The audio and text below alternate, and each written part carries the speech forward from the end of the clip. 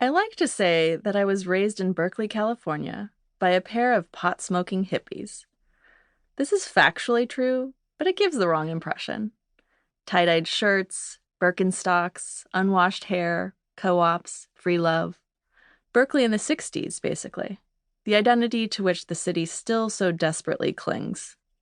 This creates an easy shorthand for a childhood lived outside the norm, but the abnormal aspects of my childhood can't be summarized by such a cliché.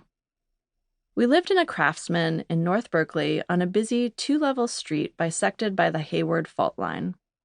You could walk a couple blocks, down a secretive, sun-dappled path, beyond the fence that neighborhood kids had, and a united act of delinquency, covered with discarded bits of bubblegum, to nearby Solano Avenue. There was a small movie theater with a vintage marquee, a progressive bookstore, and a wide array of ethnic restaurants, as some graying white hippies would imperiously call them. It was small-town living in a not-so-small town, one that trumpeted its liberal politics and famous history of war protests, and above all, embraced the giddy spectacle of people doing their own thing. Like Pinkman, a guy who donned a head-to-toe hot pink bodysuit and silver cape and rode around town on a unicycle. Berserkly, I called it, smiling proudly. Across the sparkling blue-green bay was San Francisco, or the city, which I understood as a kid to be kooky in its own way. Although all I really knew early on was Pier 39, with its kitschy souvenir shops and stinky, raucous sea lions. Essentially, the opening credits to Full House. Despite the setting, my childhood wasn't organic greens and whole grains. It was Lay's potato chips and party packs of Pepperidge Farm cookies, see pot-smoking hippies. My mom had brought her Midwest roots with her to the crunchy Bay Area, so we didn't go to farmers markets, join a co-op, or grow vegetables in our garden. We didn't even compost. Instead, we bought Coca-Cola by the case and went to Disney on Ice. My parents rebelled in other ways, though, like the pot and my last name, Clark-Flory. It was what so many people did in their milieu at the time, which paved the way for plenty of jokes about a future Berkeley populace full of double and triple hyphenates. It's such a small thing, that hyphen, but it represented the kind of partnership that they wanted to have, emphatically, sometimes inconveniently, equal. My mom ran her own graphic design business in San Francisco and woke while it was still dark out in an attempt to beat traffic across the bridge.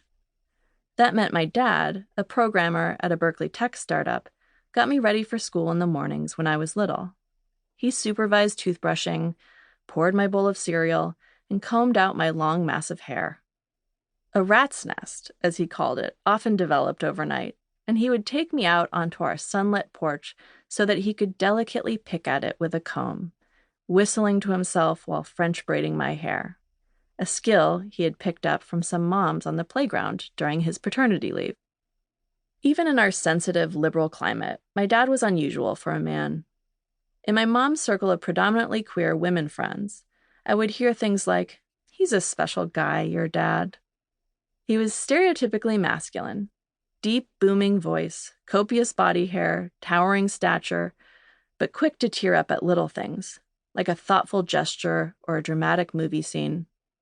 During college, he had trained to become a peer counselor as an extracurricular activity and went through emotional workshops where, as he put it in his characteristically confident and unself-conscious way, I got really good at crying. Right on up until puberty, I spent every Sunday afternoon adventuring with him, rock climbing, windsurfing, skateboarding, hitting balls at the batting cages. It was our version of church, the objects of worship being nature, sun, and sweat.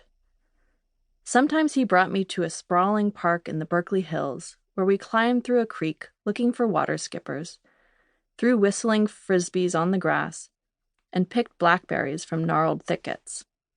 My tan, scrawny legs were often caked in dried flecks of mud, my feet slipping and squishing in soaking wet keds. In those days, time with my dad always carried the thrill of possibility. We were going to go do things in the world, things that made me burst through the front door with an exciting proclamation. "I threw a frisbee! Look how many blackberries we got! I scraped my knee, but I'm okay."